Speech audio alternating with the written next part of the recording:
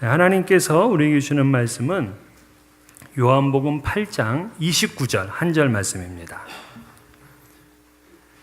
신약성경 159면에 있는 요한복음 8장 29절 이 계시의 말씀을 봉독할 때 살아계신 하나님의 음성을 들을 수 있기를 바랍니다. 나를 보내신 이가 나와 함께 하시도다.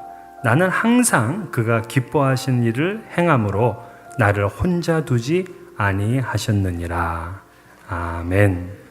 지난 주일에는 예수님께서 이 땅에 오셔서 사역을 하셨던 대원칙, 하나님을 기쁘시게 하는 삶, 그와 같은 주제로 말씀을 나누었습니다.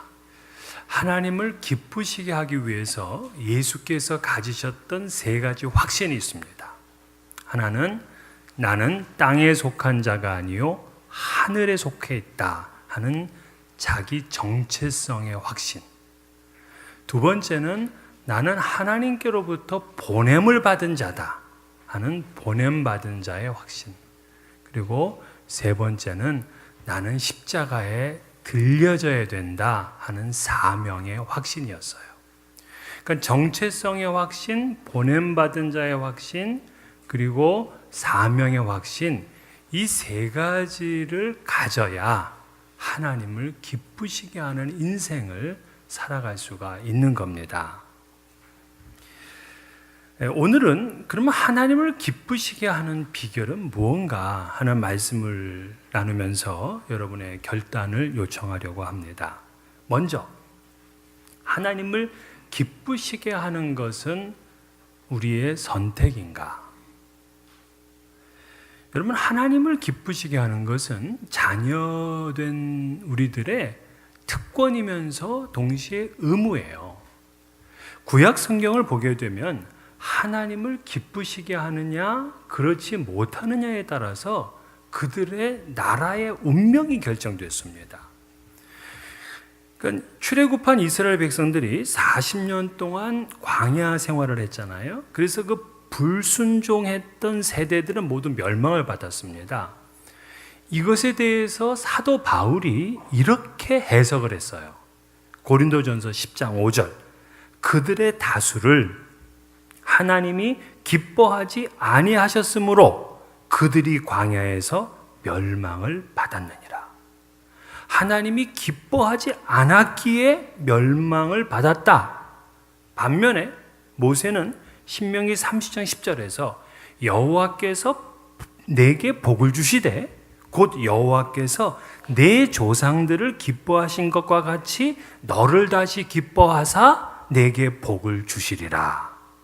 자, 하나님이 기뻐하셔서 복을 주신다 하는 약속입니다. 그러니까 하나님이 기뻐하지 않으면 멸망을 당하고 하나님이 기뻐하면 복을 주세요. 그렇기 때문에 구약 성경에서 하나님을 기쁘게 하는 것은 하나님께 인정을 받고 복을 받는다는 의미고, 하나님을 기쁘시게 하지 못한다면 그 나라, 그 인생은 망한다는 이야기예요. 그렇기 때문에 하나님의 백성들은 하나님을 기쁘시게 하는 것에 그 생명이 달려 있었습니다. 그렇다면 어떻게 하는 것이 하나님을 기쁘시게 하는 건가? 하나님이 기뻐하는 것을 성경에 찾아보면은요, 꽤 여러 가지 이야기를 우리가 할 수 있습니다. 그런데 오늘은 어디에만 중점을 두려고 하면 하나님께서 우리를 자녀 삼아 주셨잖아요. 그러니까 자녀가 부모를 기쁘게 하는 것, 그 유비로 우리가 하나님을 기쁘게 하는 비결에 대해서 나누려고 해요. 자, 그러면 아버지와 아들의 관계를 통해서 우리가 살펴볼 것 같으면 아들이 아버지를 어떻게 기쁘게 만들까?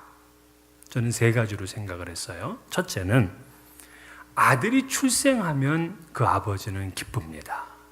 물론 요즘은 원하지 않는 임신, 원하지 않는 출산 그런 얘기도 하지만 아기가 출생한다 하는 것은 그 부모에게는 대단한 기쁨입니다. 아기가 출생했기 때문에 가족이 다시 생기게 되는 거고, 그렇게 되면 그 가족뿐만이 아니라 친척들, 친구들, 뭐 교회 성도들, 이웃들까지 모두 축하한다고 이야기를 해줘요. 반면에 결혼을 했는데도 오랫동안 아이가 없게 되면 어딘지 모르게 뭔가 조금은 우울해 보여요. 그래서 사실은 이 부모는 어떤 방법을 써서든지 이제 아기를 가져보려고 그렇게 노력을 합니다. 그래서 오랫동안 기다린 다음에 아기를 출산을 하게 되면 그 기쁨이 더한 거죠. 성경에서 이 한나는 아기가 없기 때문에 늘 마음이 괴로웠고요. 기도할 때마다 통곡하면서 하나님께 기도했어요. 그 남편이 와서 여보, 아니 내가 10 아들보다 못한 게 뭐 있다고 이렇게 슬퍼해? 위로는 하지만 그거 가지고 위로가 안 돼요. 그러다가 이 한나에게 아기가 태어났어요. 그런 다음에 그 아기가 태어난 것에 대해서 이 한나가 이렇게 기도합니다.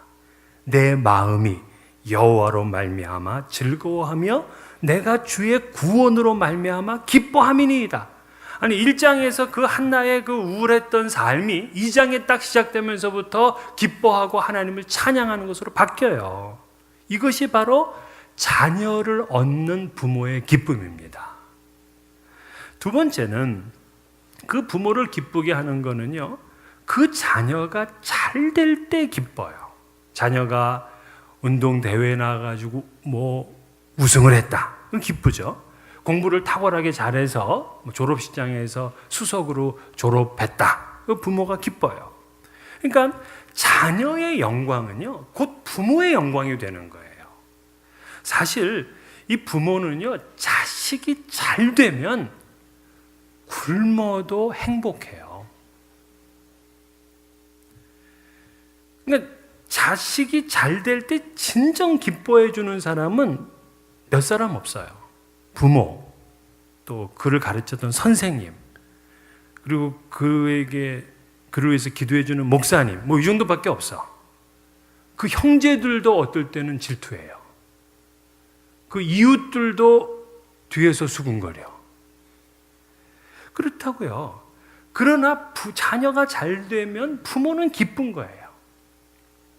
세 번째는 그 아버지, 그 부모를 자식이 잘 섬기면 기뻐요. 아무리 잘 나가는 이 자식이라도 부모와 담을 쌓고 지내보십시오. 괘씸한 자식이 돼요.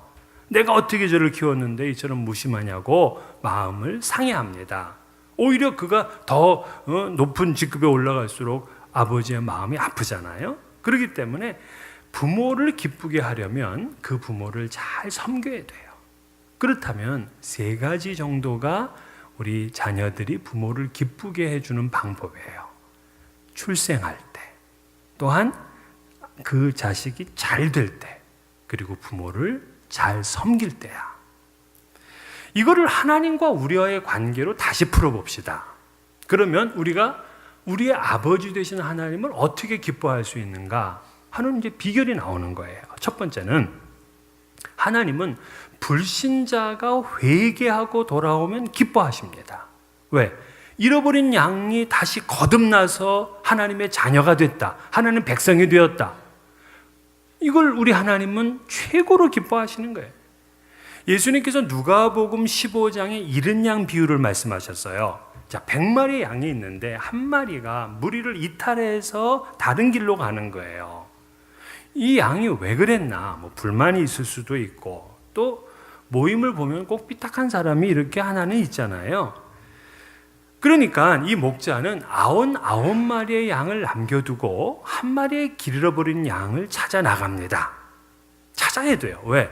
그 뭐 말 안 듣는 놈 한번 정신을 차려봐야 되겠다고 놔두면 안 돼. 왜냐하면 이 양은 생명의 문제가 걸려 있어요. 길도 알지 못할 뿐더러 그 들짐승들이 있어서 안전하지를 못합니다. 그러니까 생명이 위태롭다고요. 그렇기 때문에 목자는 잃은 양을 찾으러 떠납니다. 그 생명을 살려야 되기 때문에 그래요. 그래서 누가복음 15장 4절에 보면 찾아내기까지 찾아다닌다라고 그랬어요. 그래서 그 다음 5절에 보면 또 찾아낸 즉 즐거워 어깨에 메고, 즐거워 어깨에 메고 왔다는 거예요. 여러분 혹시 그 성화 혹시 보셨습니까? 성화 보면은 아주 예수님처럼 닮은 목자가 그 양을 어깨에 딱 메고 그리고 많은 영 이렇게 끌고 가는 거, 그런 거 보셨어요? 그 어깨에 맨 그 놈이 바로 이 놈이야. 예. 잃어버렸던 양이에요. 근데 보면은 이 목자가 특별 대우를 해줍니다. 양들은 다 자기 발로다가 우리를 들어가는데 어깨에 메고 간다고요. 그래서 이 목사가 특별 대우하는 교인들이 있죠. 잃어버린 양이야. 예. 그렇게 여러분 생각하셔요. 왜 나는 특별 대우 안 해주느냐, 그러지 마세요. 그런데 이 비유를 마치고 예수님이 결론적으로 말씀하시는 게 이래요. 내가 너에게 이르노니 이와 같이 죄인 한 사람이 회개하면 하늘에서는 회개할 것 없는 의인 99으로 말미암아 기뻐하는 것보다 더하리라. 자, 이 말씀 가만히 읽어보게 되면 의인 99으로 인해서 하나님 기뻐하셔요. 맞아. 그러나 죄인 하나가 회개하고 하나님께 돌아와서 하나님의 자녀가 되면 99명의 기쁨 주는 것보다 더 큰 기쁨을 누리신다는 거예요. 그러니까 그만큼 잃은 자를 찾는 이 전도는 하나님을 기쁘시게 합니다. 새로운 생명을 얻는 거기 때문에. 그래서 여러분, 한 명이 회개하고 주께 돌아오게 되면 하늘 전체가 기쁨으로 충만합니다. 천군 천사가 뭐 하느냐? 한 영혼이 주께로 돌아와서 하나님의 자녀가 되면 그들은 그냥 팡파르르 울리면서 이 축제를 벌입니다. 여러분들이 회개하고 주께 돌아왔을 때도 이미 하늘에서는 그렇게 잔치가 크게 벌어졌어요. 그래서 고린도전서 1장 21절에 하나님께서 믿는 자들을 구원하시기를 기뻐하셨도다 그래요. 하나님은 잃은 양을 찾을 때, 그래서 새로운 생명을 누리게 될 때 기뻐하셔요. 두 번째는 하나님은 당신의 자녀들이 형통할 때 기뻐해요. 형통할 때. 하나님이 정말 좋아하시다 하는 그러한 표현들이 성경에 그렇게 많지는 않은데, 유독 창세기 1장을 보면 하나님이 좋아하셨다 하는 표현들이 많이 나와요. 자, 창세기 1장은 무슨 내용이다? 천지 창조의 내용이란 말이에요. 천지 창조를 하시면서 하나님이 좋았더라, 좋았더라 하는 말을 계속 6번이나 반복하더니만 그 1장 마지막 절 31절에 가서는 심히 좋았더라 이렇게 끝나. 도대체 무슨 일이 일어났길래 우리 하나님이 이렇게 좋았더라, 좋았더라, 좋았더라, 심히 좋았더라냐? 거기 보면은 하나님이 말씀을 하시면 그대로 이루어져. 하나님이 말씀하시면, 명령하시면 그대로 이루어졌다는 거예요. 그래서 하나님이 기뻐해. 여러분, 이게 바로 하나님이 기대하시는 형통인 거예요. 하나님은 우리의 형통을 기뻐하세요. 그러면 어떻게 하나님이 형통할 수 있느냐? 바로 하나님의 말씀이 그대로 되어지면 그게 형통한 겁니다. 자, 하나님이 가나안 땅의 중책을 가지고 들어가는 여호수아에게 이렇게 말씀하셨어요. 이 율법책을 내 입에서 떠나지 말게 하며 주야로 그것을 묵상하여 그 가운데 기록한 대로 다 지켜 행하라. 그리하면 내 길이 평탄하게 될 것이요 내가 형통하리라. 자, 여기서 형통하리라 해서 형통하다가 영어 성경을 보게 되면 be successful이야. 성공하다야. 그러니까 우리는 지금 성공이라는 단어를 쓰지만 구약에서는 형통이라는 단어를 쓴다고요. 그런데 그 형통, 성공하는 비결이 뭐냐? 하나님의 말씀을 주야로 읽고 묵상하고 그 가운데 기록한 대로 지켜 행하면 그의 인생은 성공하게 된다. 그의 나라는 형통하게 된다. 이런 약속입니다. 제가 여러분에게 질문. 정말 인생이 하나님의 말씀대로만 순종해 살면 내 인생은 성공한다. 이거 믿습니까? 이쪽은 왜 조용해? 네. 자, 내가 하나님 말씀이 그대로 이루어지는 삶을 살게 되면 내 인생은 형통하다, 성공하다, 이거를 믿는 게 우리의 믿음이에요.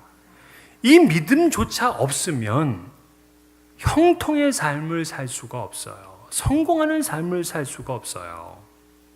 그런데 믿는 사람 가운데도 이렇게 얘기하는 분이 있어요. 사업을 하려면 말씀대로만 해서는 또 안 된다네요. 특별히 정치하는 사람들은 말씀대로만 해서는 안 된대요. 세상을 살려면 요령이 있어야 된대. 말씀보다 요령이 더 위야. 아니 도대체 뭐가 안 되는 거냐고요. 그분 말 들어보면은 그렇게 하면 돈이 안 되고 명예를 못 얻고 권력을 못 얻고 힘을 못 얻고 물질 소유를 못 얻고 다 그거잖아요. 그 자기 기준으로 본 자기 욕심을 만족시키는 것, 그게 그 사람에게는 형통이야. 그게 성공이야. 그러나 성경에서 말하는 형통과 성공은요, 그 사람의 기준이 아니라 하나님의 기준인 거예요. 하나님의 기준. 여러분, 내가 하나님 말씀대로 살았어요. 그랬더니 내가 지금 경영하는 사업이 번성하고 잘 됐어. 이건 당연한 거예요. 말씀대로 살면 이 형통하다고요. 근데 말씀대로 살았는데 사업이 안 됐어. 이건 뭐냐? 형통하는 중이야. 내가 말씀대로 안 살았는데 사업이 안 됐어. 당연해. 근데 말씀대로 안 살았는데 사업이 잘 됐어. 굉장히 위험한 거예요. 하나님이 내어버려 두는 거예요. 이 내어버려 둔다, 이거를 신학적으로는 유기라 그래요. 유기. 하나님의 유기. 하나님이 돈케어 하는 거예요.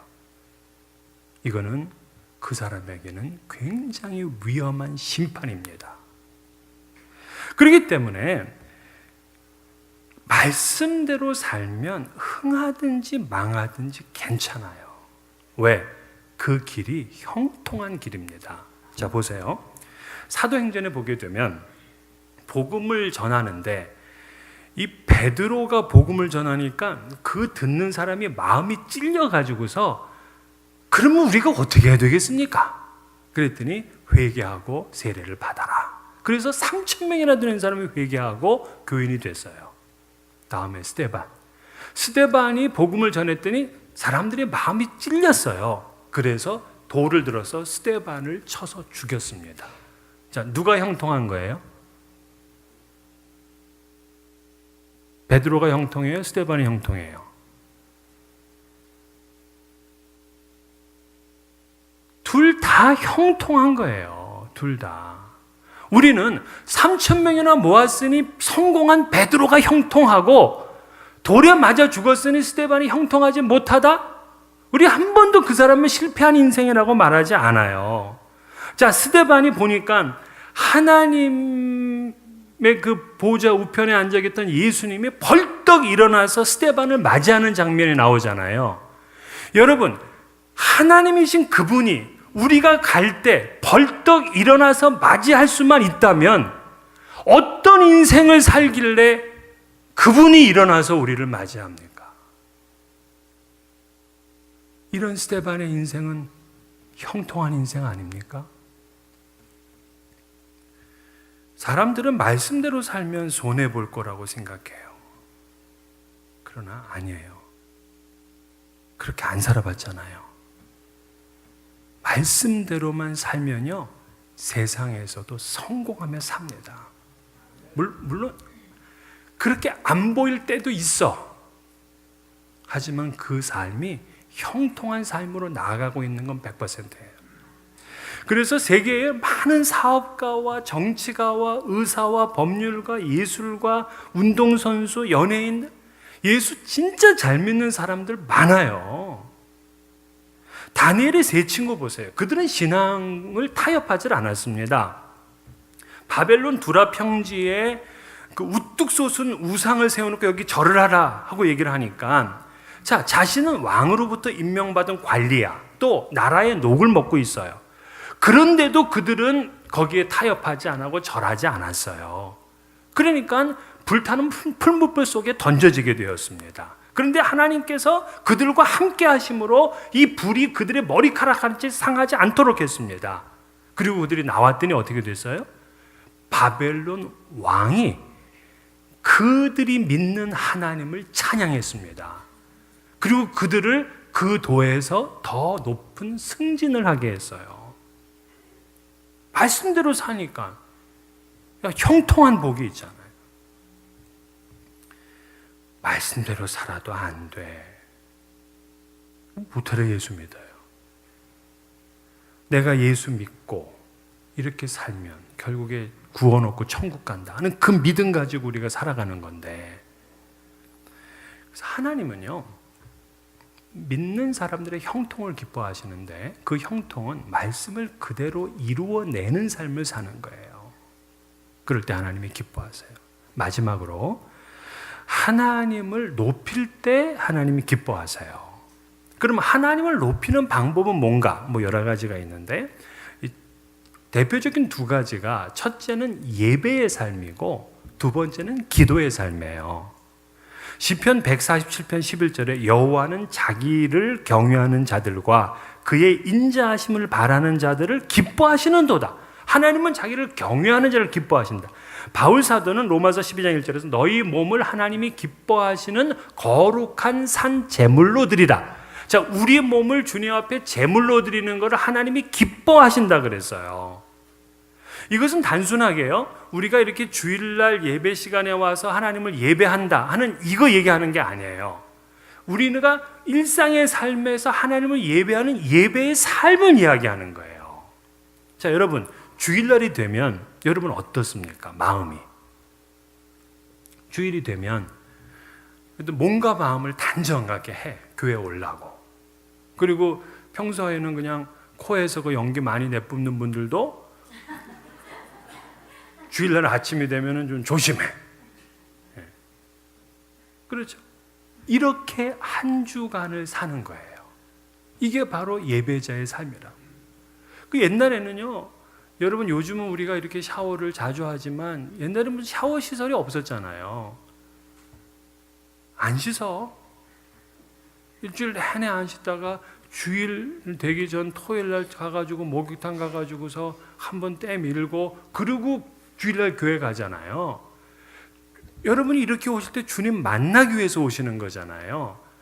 우리의 일상의 삶이 그렇게 주님 앞에서 내가 있다, 내가 주님을 만난다 하는 그 의식을 가지고 살아가는 것이 예배의 삶인 거예요.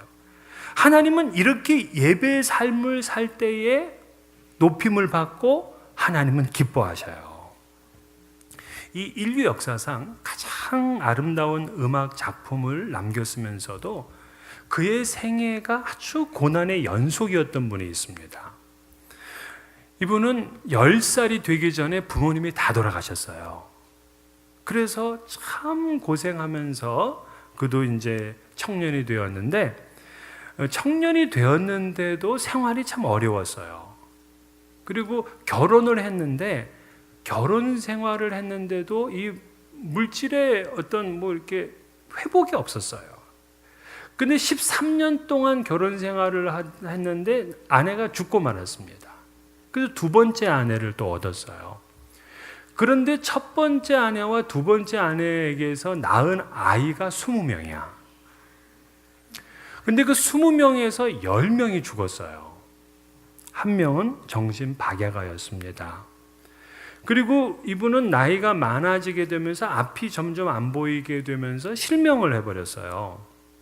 그리고 마지막에는 뇌혈로 쓰러져 가지고서 이제 반신불수가 됐습니다. 이분이 누구냐면 바로 바하예요. 요한 세바스찬 바흐라고 그러죠.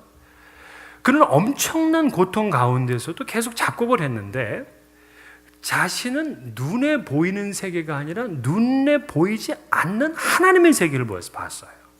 그러니까 눈이 감겨서 안 보이니까 그 하나님 나라의 장엄함과 웅장함이 더 잘 보이는 거예요.